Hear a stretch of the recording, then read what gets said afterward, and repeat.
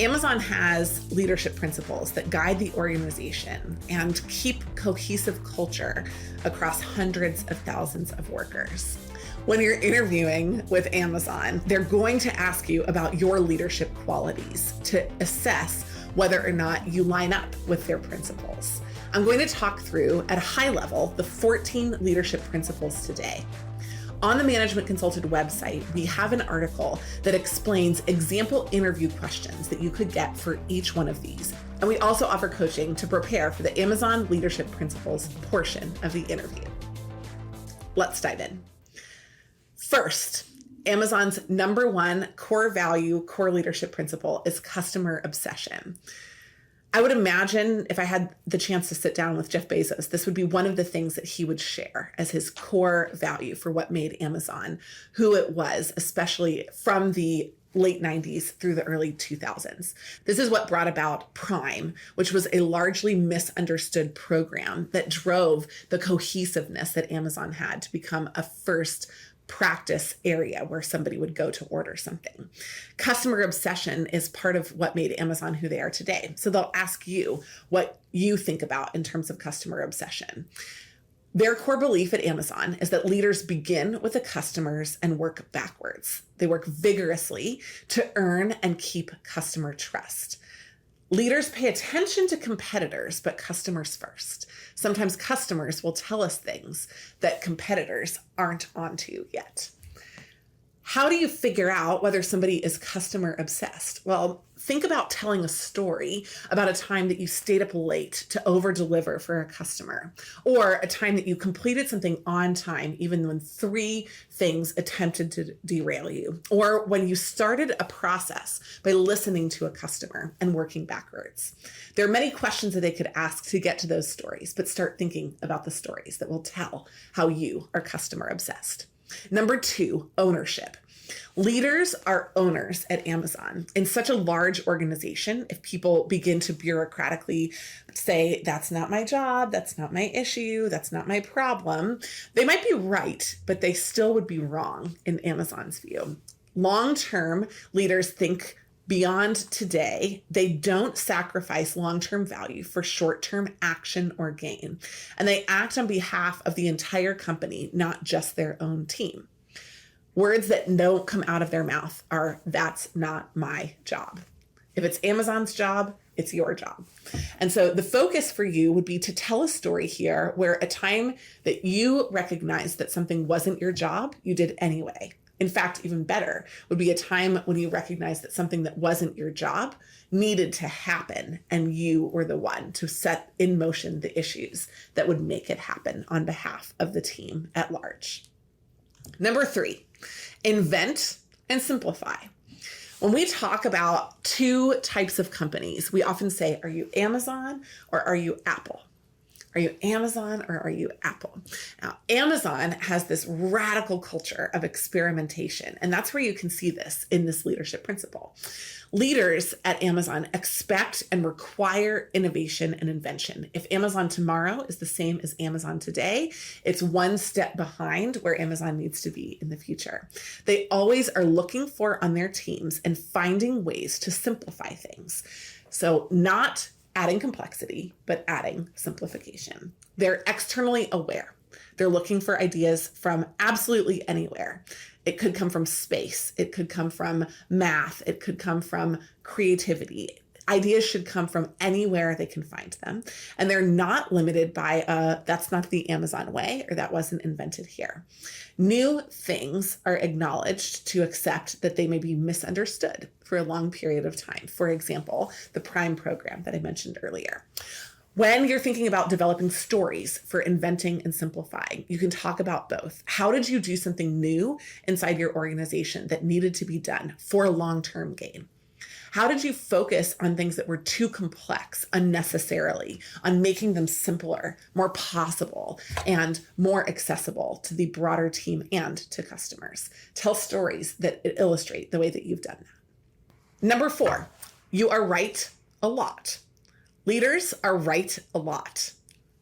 This is one that you need to be able to strongly and clearly convey. You need to demonstrate that you have excellent judgment and good instincts.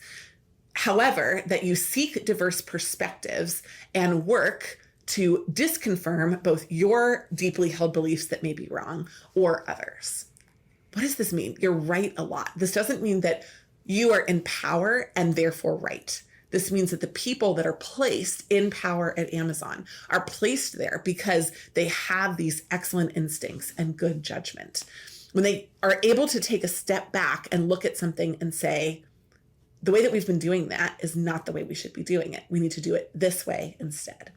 That right a lot theme needs to come out in stories that you prepare. Talk about a time when before you had the data, you knew what the right answer was. Talk about a time when you listened to someone and you developed a solution that then meat came behind. Talk about a time when you recognized that out of the 90% of what you did, there was 2% that was not the key focus. Talk about a time that you recognize that out of the 100% of what you did, one thing was wrong. You worked to get diverse perspectives and you looked to unconfirm your belief to shift toward the right focus. Talk about how you developed your judgment and they will be very receptive. Number 5, learn and be curious. Leaders are never done learning and always seek to improve themselves. They're curious about new possibilities and they act to explore them. And I'm using some of the direct language there. What does it mean to learn and be curious? It means that you can tell me about things that you've read, about places that you've found something, about ideas that have come to you that are not from your core line of work. If you're an engineer, tell me about music. If you're somebody who is interested in data analysis, talk about history. What are some of the things that you're borrowing from? How are you learning? How are you developing? How are you finding new skills that you need to develop and focusing on those? Tell me a story about how you learned and something that you were curious about. Number 6, hire and develop the best. Leaders raise the performance bar with every hire and promotion. What this means is that you don't hire people that are worse than you. You hire people that you believe are better than you, potential successors, even potential overcomers, people that could take your job. You recognize exceptional talent and you willingly promote, mentor, and move that talent throughout the organization, upward and onward. You give them up from your team when the time is right. Leaders develop leaders and take their role seriously when they're coaching other people. They also work on behalf of people to invent mechanisms for development. And one of the concepts that Amazon has that you should look up and be familiar with is something called career choice. What does this mean? You need to come in with a story about a time that you brought on someone exceptional to your team, about a time that you mentored and advocated for them, and about a time that you let them go. It's really important that you can walk through the full life cycle of developing exceptional talent and show that you're not you focused, but organizationally focused. We'll be right back after this quick message. Preparing for a case interview? Purchase an interview prep package today. Over the course of 4, 8, or 20 hours, you choose. Your coach will assess your gaps, build you a personalized plan, and help you see it through to execution. No matter your background, timeline, or target firms, your coach will help you get ready for any interview you face. Click the link in the show notes to see our coaches' bios, availability, and to get started today. Number 7, insist on the highest standards. Leaders have high standards that are relentless. Sometimes people think of them as inaccessible, impossible. Leaders do that on purpose to raise the bar for people that when stretching achieve greatness. What does this lead to? High quality services, high quality products, and to get there, high quality processes. I visited an Amazon facility that was fully automated robotically in northern New Jersey. It was a remarkable place. I have never seen anything like it in my life. Amazon started with a customer. How do we get something to them in 2 days or less? And they worked backward to develop processes such as robotic capabilities to enable them to process hundreds of thousands of orders in a given day. It's a remarkable thing. And this high standard is one of the reasons that that facility is like nothing I've ever seen on the earth. Leaders also ensure that defects don't get passed on. It's not 70% is good enough. No. We found a problem, we fix it. We found a problem, we fix it. What stories you tell to explain that you insist on the highest standards? Well, talk about a time when you found a problem and you fixed it. Talk about a time when you recognized that your team was at their already plateaued max performance and you knew that they could go higher. So you changed the game, raised the bar, and took them further. Get ready to tell stories about how you maximized the advancement of what a team was doing. Number 8, think big. If you think small, you'll fulfill your prophecy. If you think big, you will achieve most, if not all, and maybe even more of what you set out to achieve. Leaders create and they communicate a bold direction, and it inspires results inside their team. They think differently, superhuman almost, and look around corners for ways to serve customers. Thinking big. What are the big, dramatic changes, problem solving, and opportunities to change the way that the organization works? They're going to look for a time when you thought bigger than what your company or organization was doing. They're going to look for a time when you thought bigger than what your business school or your other experience that you've come from was doing. They're going to look for a time that you sought out transformation, but that the size of it was bigger and hairier than you alone were able to accomplish. Be prepared to tell those stories. Number 9, a bias for action. I love this one because we do advanced training on concepts like storytelling, the pyramid principle, and presentations. What's the focus? Most presentations are information oriented, and people are not persuaded or engaged by information. Rather, speed matters in business. Speed matters when you're connecting with people. Speed matters when you're remote. Speed matters in every different situation. So being able to have decisions be focused on not for the information that supports them, but the action necessary to take is a bias for Amazon. You may know about the Amazon memo rules, that Amazon memos need to be 1 to at the most 2 to 3 pages, that they need to be read at the beginning of meetings. So the beginning of meetings are held as silent times for people to read and digest the information. And the purpose is action. So instead of talking about now we have information, what should we do? The memos actually focus themselves on what should be done. Calculated risk-taking is valuable. So a bias for action. What stories do you prepare? Talk about a time that you cut through the noise, you stopped paralysis by analysis, and you identified what action or actions you could take, and then did the analysis appropriately to get to the right action quickly. Talk about speed. Talk about action orientation. Number 10, frugality. This is an important and powerful one. To borrow from someone outside of the Amazon universe, Walmart is historically famous for having their executives share hotel rooms with one another in order to save money when on the road. Now, that's not necessarily a common practice at Amazon itself, but the core focus is just accomplish more with less. Constraints breed resourcefulness, self-sufficiency, and invention. If you grow your headcount, if you grow your budget and you grow your fixed expense and it doesn't correspond to an outsized return for the company, you did something poorly. What you'll see, however, is that in contrast, Amazon does spend. It's not the principle of not spending. It's the principle of not spending unnecessarily. Bigger budgets don't mean bigger importance inside the Amazon universe. So talk about that. Talk about a way that you figured out how to get done more with less. How you identified a budget that was bloated, how you figured out an opportunity to cut down situations into what the future should hold. And it wasn't what everybody expected. Up and to the right in terms of spend is not always the right solution. Talk about that. Number 11 is earn trust. What did leaders do? They listen to earn trust. They also speak openly, candidly, and directly to earn trust. And they treat others with respect. So they maintain trust. What does it mean? They gain the ear of their people, they share openly, and they retain the trust.